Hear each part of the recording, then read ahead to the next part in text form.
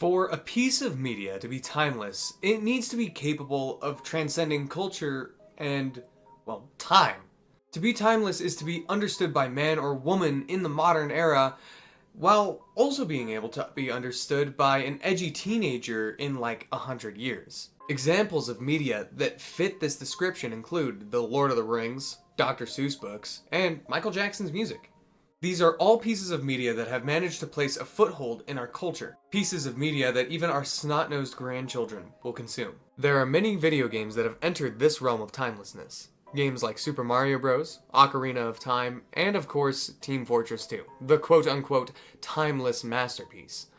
All of these games have systems or visuals that can appeal to the masses of the people, perfectly slotting them into the criteria for timelessness.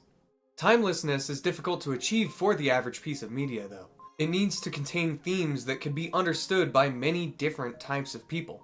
For example, a story about the middle school experience in the 2000s inherently cannot be timeless because of the nature of its themes. An example of a theme that could be timeless would be the hero's journey, shown in The Lord of the Rings or the original Star Wars trilogy. The themes of friendship and good versus evil demonstrated in that series can be understood by all and will be understood until the end of time. The Lord of the Rings has already transcended multiple cultural shifts since it was initially published in 1954. A timeless piece of media, obviously, also needs to be able to be consumed by people of any time. For example, a song uses the medium of music. Music is something that has been ingrained into human nature for as long as we have been alive. This nature gives anything that utilizes the medium potential to be timeless. Music as a medium takes advantage of human nature and science to be physically impossible to avoid. Once a person has felt music, they can never go back, making the medium truly timeless. The subject of today's video hits many of these criteria, but fails in some others. It's incredibly unique, but that uniqueness invokes a feeling that's off-putting to the average person. Today, I'll be investigating the question, is the disgusting, ugly, visceral video game Cruelty Squad timeless? Cruelty Squad is a very unique game, a passion project made by Valet Kallio for the purpose of expressing his depressing outlook on modern society, and where he believes it'll take us in the future. It's a pessimistic, satirical comedy with the goal of telling the viewer one thing: the constant pursuit of consumerism will become the death of the human spirit.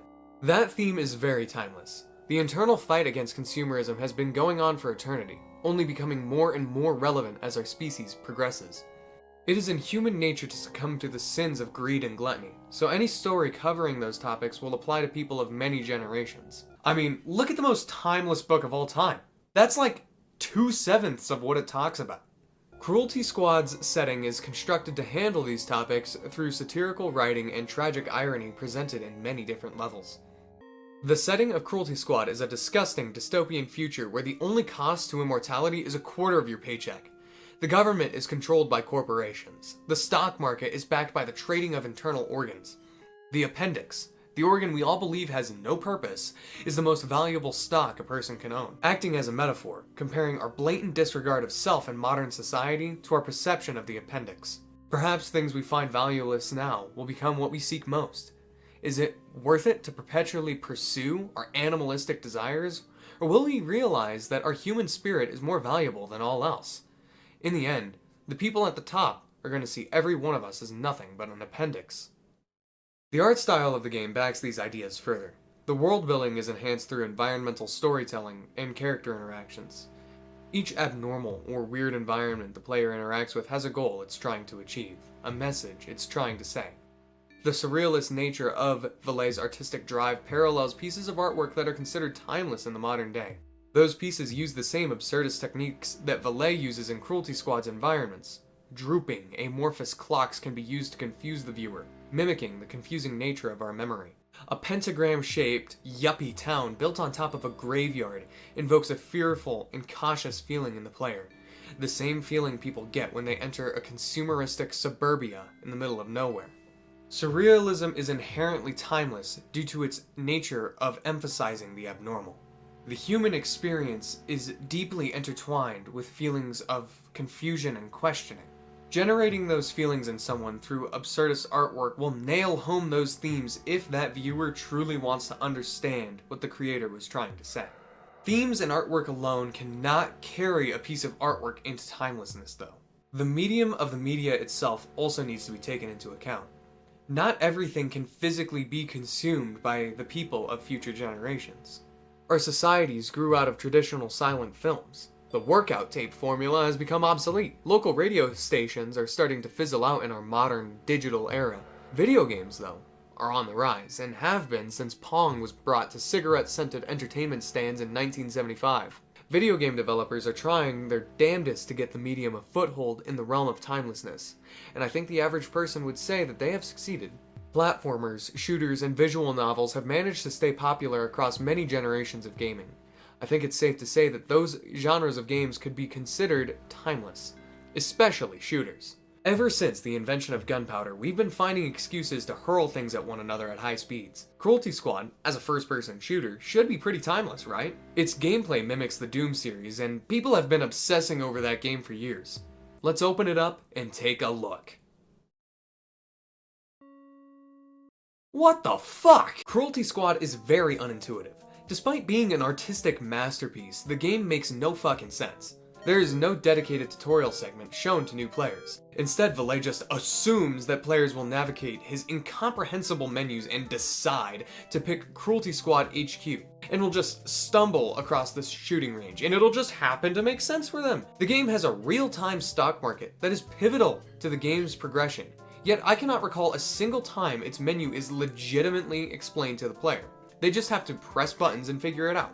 This game is detailed to a fault. For example, the stock market I just mentioned is literally affected by your actions in-game. You kill a company's CEO, their stock plummets and their competitors soar. You assassinate a guy running for office who is going to put a 1% tax on corporations, stocks will rise endlessly until your next mission. Nothing is explained to the player, and that ends up impeding the gameplay experience. Impeding on the gameplay experience then impedes on the themes that Valet was trying to express through this game. Let's take that example I brushed over just a second ago. That guy running for office. That segment of the game is a pretty deep critique on the violent and aggressive means of attack corporations will employ to remain in power and keep people dulled. That the world appears to thrive when suffering from death because of surface-level numbers and pleasures. That message can be completely missed by the player if they didn't read the garbage font in the level debrief or watch Pyrocynical's video about this game. Oh fuck! Sure, you could brush this off as an issue with the player. You could say that they could just pay attention more or investigate further. But the author of a piece of media can only have the viewer apply so much closure before the media starts to suffer. And if they have to do too much, the media ends up losing its timelessness, as it's lost in translation. Someone from the future or the past would not be able to figure this out.